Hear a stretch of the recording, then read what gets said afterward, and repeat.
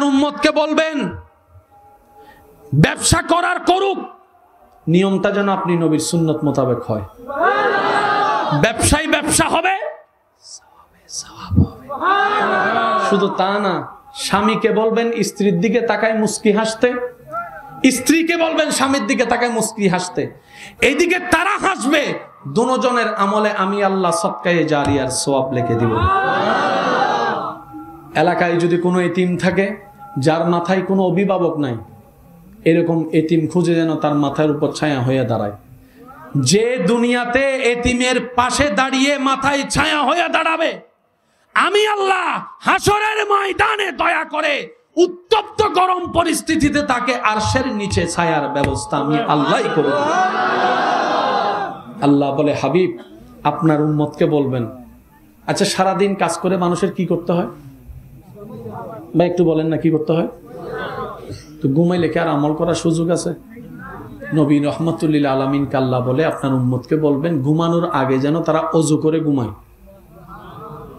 না সুবহানাল্লাহ, ঘরে যাইয়া বললেন না না, আর একটু আস্তে করে বলেন তো সুবহান।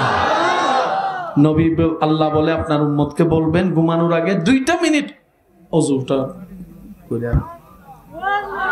যে ওযু করে ঘুমাবে সকালবেলা উঠার আগ পর্যন্ত প্রত্যেকটা নিঃশ্বাস নেওয়া এবং ফেলা ডান কাঁধের ফেরেশতা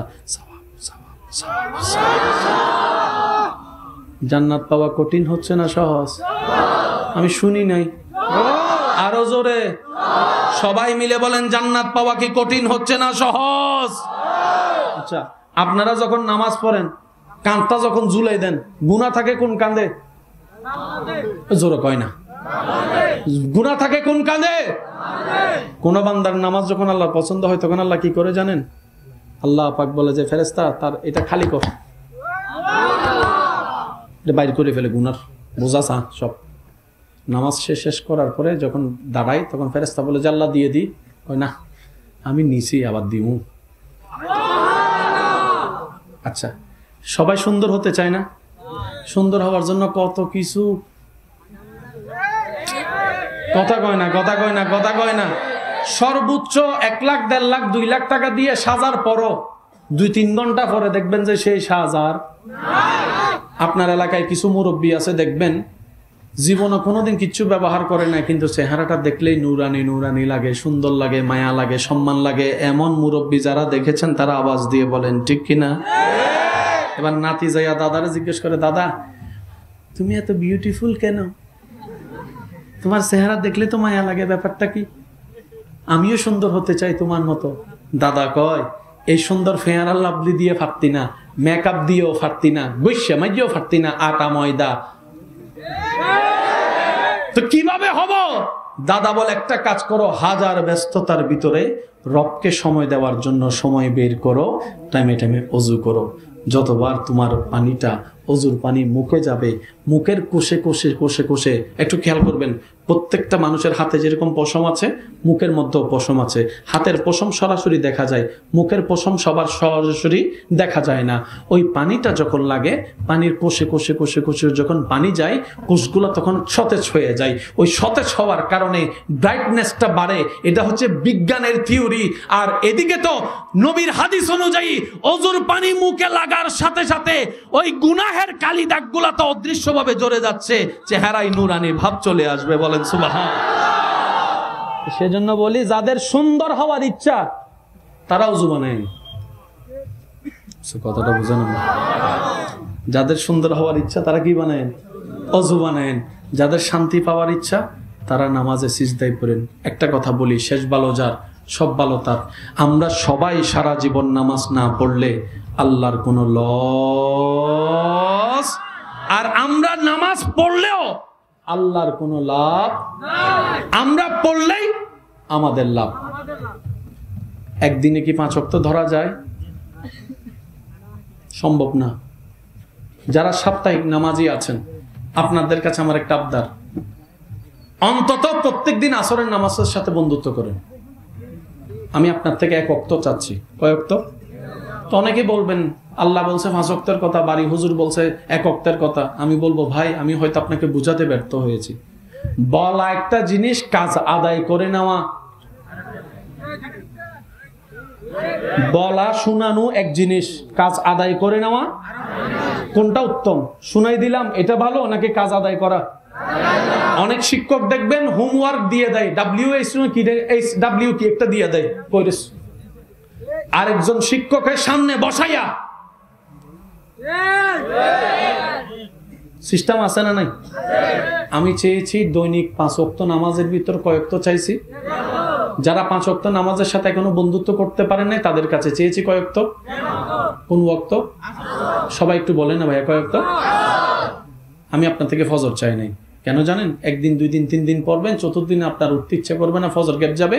এখানে অনেক মানুষ আছে ফজর পড়তে না পারলে যোহর আসর আর পড়ে না, সবসময় চিন্তা করে ফজর থেকে শুরু করব। একটা কথা মনে রাখবেন, যেটাই পাবেন ওখান থেকে শুরু করেন, তাহলে আপনার মিস হবে না। সুবহানাল্লাহ বলবেন না ভাই? কোন ওয়াক্ত চেয়েছি? তাহলে ফজরে ঘুম থেকে উঠার টেনশন, যোহরের নামাজ একটু রাখাত বেশি, এটাও চাইনি। এশারের নামাজটা ভাত খাওয়ার পরে লম্বা হয়ে যায়, এটাও চাইনি। আসর চাইছি, কারণ আমার ঈমান বলে, আমার প্রেম বলে, আমার মন বলে যে আসরের নামাজ 1 সপ্তাহ, 1.5 সপ্তাহ, 2 সপ্তাহ পড়তে থাকবে, একদিন তার মন বলবে আসর থেকে মাগরিব তো বেশি দূরে আর নয়, আসরের ওযুটা দিয়ে চল আজকে মাগরিবটা উপরে ফেলি, মাগরিবটা উপরে ফেলি। মাগরিবটা পড়ার পরে যখন মসজিদ থেকে বের হবে, যায় নামাজ থেকে উঠবে, দিলে একটা স্পিড কাজ করবে, কিন্তু আমি যে ব্যক্তি 5 ওয়াক্ত না পড়া মানুষ, আজকে 2 ওয়াক্ত পড়লাম, তার মানে আমি চাইলে তো 5 ওয়াক্তও পড়তে পারবো। বিশ্বাস করেন, ওই 1 ওয়াক্তর সাথে বন্ধুত্ব করনেওয়ালা চেষ্টায় যখন লেগে থাকবে, একদিন দেখা যাবে 2, 3, 4 ওয়াক্ত 5 ওয়াক্ত হয়ে ওই বেনামাজি একদিন সবাইকে ঘুমের মধ্যে রেখে রাতের গভীরে তাহাজ্জুদের নামাজের জন্য দাঁড়ায় যাবে। বলেন সুবহান আল্লাহু আকবার। উচ্চ আওয়াজে বলেন না সুবহানাল্লাহ। পরিবর্তন কি আসবে নাকি আসবে না আপনারাই বলেন। এবার বলেন কয় ওয়াক্ত চাইছি? হাত তুলতে আমি কাউকে বলবো না, কারণ হাত তুললে প্রমাণ হবে যে আপনি সাপ্তাহিক নামাজ পড়েন না।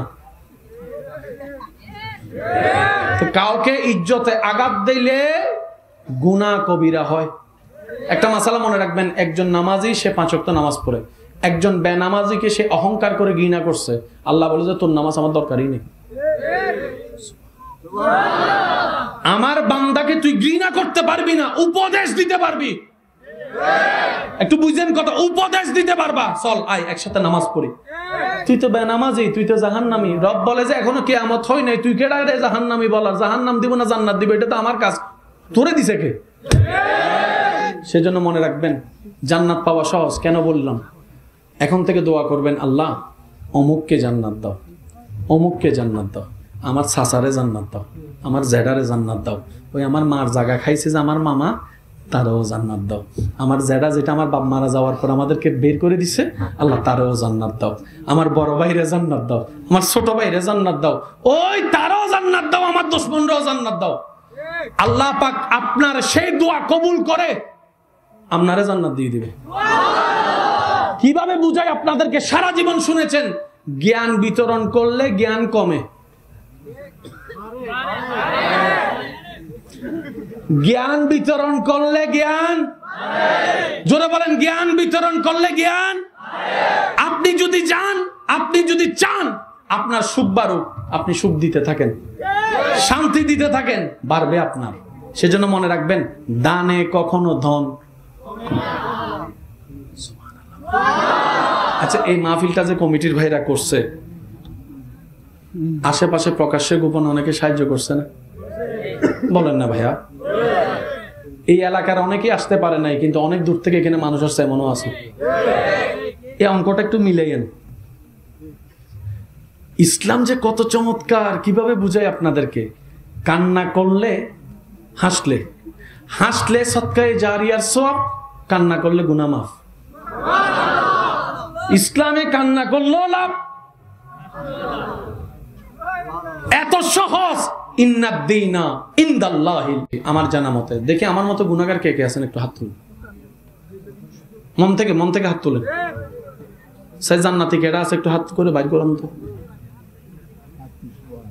এই অঙ্কটা আমাকে বুঝতে হবে। সবসময় নিজেকে ছোট বানায় রাখবেন, আপনার আল্লাহ আপনাকে বড় করবে, যতটুক দরকার ততটুক বড় করবে। অন্যের দোষ গোপন রাখবেন, আল্লাহ আপনার দোষ গোপন রাখবে। অন্যের জীবনে হাসি ফুটাবেন, আল্লাহ আপনার জীবনে হাসি ফুটাবে। কেন জানেন? আপনি যদি অন্যের সন্তানকে খাওয়ান, ওনার মা বাবা খুশি হয়। আপনি যখন আল্লাহর বান্দাকে খাওয়াবেন, আল্লাহ খুশি হবে। আর আল্লাহ যখন খুশি হবে, আপনাকে রিজিক বাড়ায় দিবে। সেজন্য মনে রাখবেন, আমরা সুখী হই না কেন জানেন? আমরা অন্যের মুখের হাসি কেড়ে নিজে হাসতে চাই। আল্লাহ পাক বলে যে হবে না। সেজন্য অন্যের উপকার করবেনও, অন্যের উপকার দেখবেনও, শুকরিয়াও করবেন, আল্লাহ আপনার নিয়ামত বাড়ায় দিবে। আওয়াজ দিয়ে বলেন, এই ঈমান আমাদের সবার আছে না নাই? আজকে থেকে যখনই মসজিদের মিনার থেকে আজানের ধ্বনি বেশি আসবে,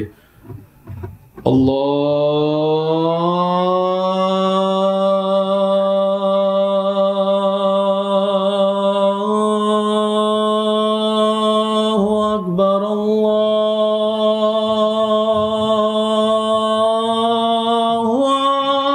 আকবার,